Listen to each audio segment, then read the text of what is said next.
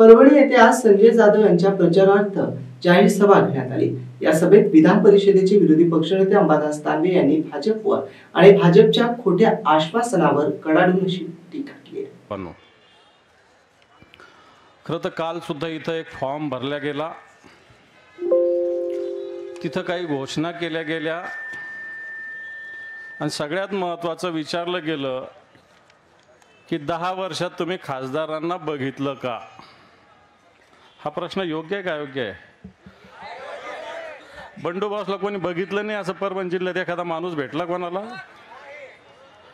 बघा, अशा पद्धतीनं खोटं भाषण या ठिकाणी झालं, त्याचा समाचार मी निश्चित घेईल। पण तो हा समाचार घेत असताना जे उमेदवार दिले त्यांचे काही वक्तव्य माझ्याजवळ आहे। यांनी असं म्हटलेलं, एकदा फार दिवस नाही लांब अजून, कारण बऱ्याच सभा गाजवायच्या, तेव्हा मी आत्ताशी ट्रेलर बंडोबास सांगतो, कारण नंतर आपल्याला सगळं बघायची सोय एकेकाची।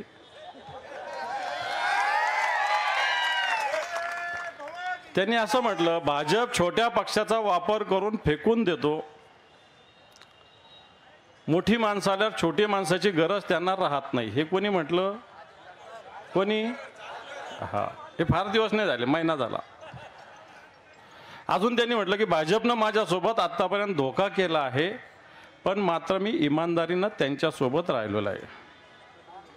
हे कोण म्हटलं? त्याच्यानंतर अजितदादा एकदा बोलले की त्यांनी माझं बारामतीचं वाटोळं करायला सुरुवात केलेली आहे जानकरने। असं कोण बोललं? अजितदादा बोलले। आणि मग आता हे तिकडचं पार्सल इकडे कशाला पाठवलं? कारण आम्ही ऐकत होतो आमच्याकडूनच माडाला जानकर उभा राहणार असं ऐकत होतो, परंतु मला असं वाटतं भैया, हो ना, सांगतो ना, माडाला उभा राहणार अशा पद्धतीनं घोषणा केली होती महाविकास आघाडीकडून, पवार साहेबांनी घोषणा केली होती, आणि आता इकडं पार्सल आलं। का आलं माहिती आहे? का आलं माहिती आहे का? इकडे निवडून येऊन काही घेणं नाही, तिकडे बारामती सेव्ह करायची म्हणून इकडे पाठवलेलं, लक्षात ठेवा, बाकी काही नाही। इकडे निवडून, कारण इथं सुद्धा काल तेच बोलले, 2-3 लोक तयारी करत होते।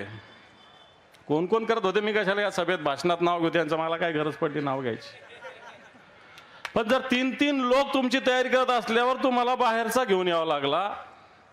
आता तुम्हाला बाहेरच्याची, घरचं सोडून बाहेरच्याची सवय झाली, त्याला आम्ही तरी काय करू शकतो? बरोबर आहे का नाही?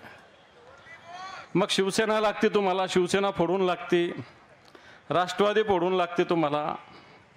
आपण अशा पद्धतीनं भारतीय जनता पार्टीला घरचे सोडून बाहेरच्या बरोबर राहायची सवय झाली। आपल्याकडे बाहेरच्या बरोबर राहणाऱ्याला काय म्हणते चांगलं माहिती आहे आपल्याकडे मराठवाड्यामध्ये, आणि बाहेरचा जो असतो त्याला काय म्हणत असतात हे आपल्याला चांगल्या पद्धतीनं माहिती आहे।